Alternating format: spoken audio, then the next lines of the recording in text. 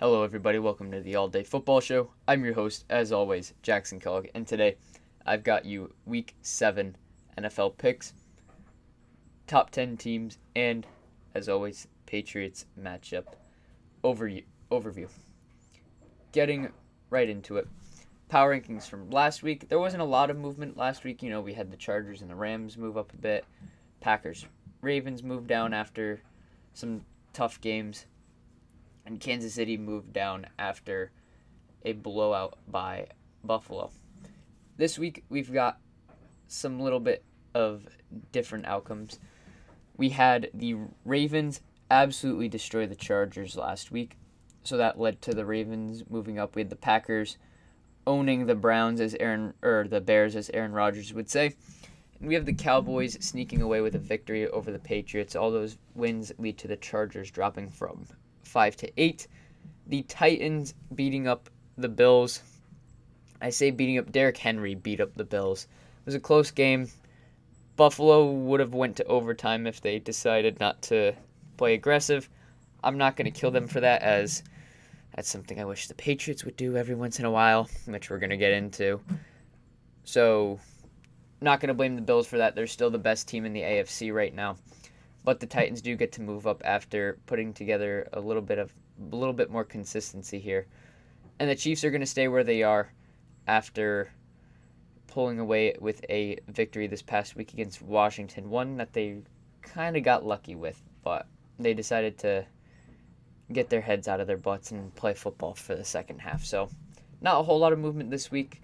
We're starting to solidify who the top 10 teams are in the league right now. So there's not going to be a whole lot of movement as the season goes on, I'm guessing.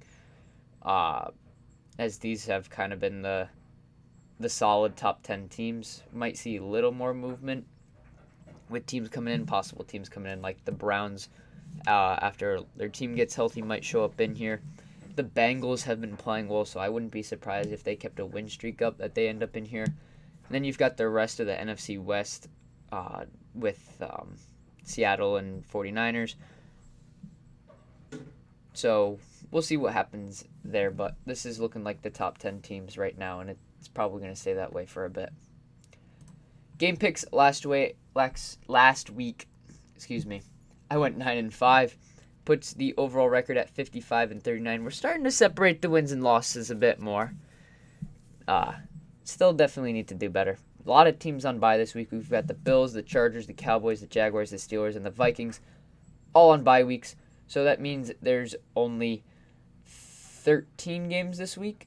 So getting right into it, tonight on Thursday Night Football, I've got the Browns beating the Broncos, despite the Browns not having their starting quarterback, their starting 2 running backs, their starting 2 receivers, their starting 2 offensive tackles, their starting linebacker. All of them out. Do I care? No. Why? Because it's the Broncos. Browns still take the win tonight. For the rest of the AFC matchups, I've got the Patriots, the Ravens winning at home against the Jets and Bengals respectively. And I've got the Chiefs winning on the road against the Titans. The Chiefs might as well be the Chiefs with how the refs favor them so much. I know, ironic coming from a Pats fan. The Falcons win on the road against the Dolphins as we get into the interconference matchups. And then home teams the rest of the way with the Raiders, Cardinals, Niners, beating the Eagles, Texans, Colts, respectively. And then we switch over to the NFC. We've got the Panthers winning on the road against the Giants. We've got the Packers, Rams, and Buccaneers all winning at home against Washington, Lions, and the Bears. And then on Monday Night Football, I've got the Saints winning on the road against the Russell Wilson-less Seattle Seahawks, who kept it close with the Steelers last week, but just got outmatched towards the end. So the Steelers won because of TJ Watt. He's worth every penny that they paid him. I know this is kind of breaking away from the mindset of, even amount of road teams that win against even teams, but a lot of the bad teams are playing on the road this week, so I'm not seeing much of a difference in here. This was the image of sadness. That game just gave me such a roller coaster of emotions, it's not even funny. I went from being frustrated to excited to upset to happy and then to disappointment and just extreme pain.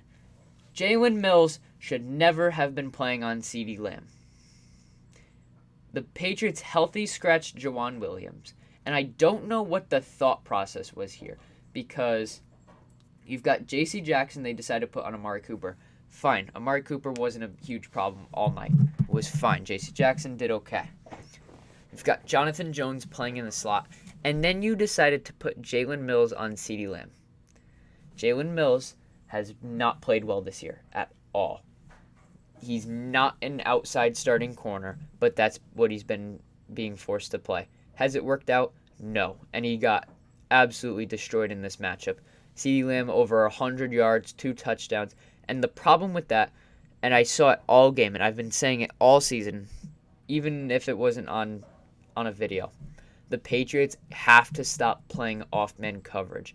And this was one of the worst games to play off-man coverage on, because you're going against two of the best route-running wide receivers in the league, in Amari Cooper and CeeDee Lamb. Great, fantastic route runners. Why are you playing off-man where they're just going to one-step or two-step you, get 5 yards of separation, and be wide open? If you want to play off, fine, play zone. The problem is that's not the Patriots scheme. They don't play a lot of zone. Okay, fine.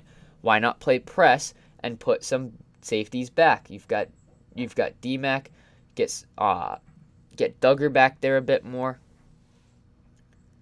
And then another problem defensively was the pass rush couldn't get there. Judon is getting holed every play, but they can't call it every play, so they just let it play on. Other than that, no Patriots were getting pressure on the quarterback. So Dak had all time to throw, all the time for his best route running receivers to get open.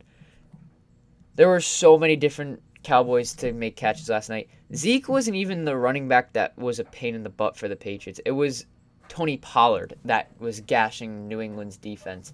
The biggest problem for New England right now is coaching, and it's very weird to say that. Offensively, you've got McDaniels, who still doesn't know how to play call. Anytime he finally starts to get creative, he goes back to being uncreative, and it gets so frustrating.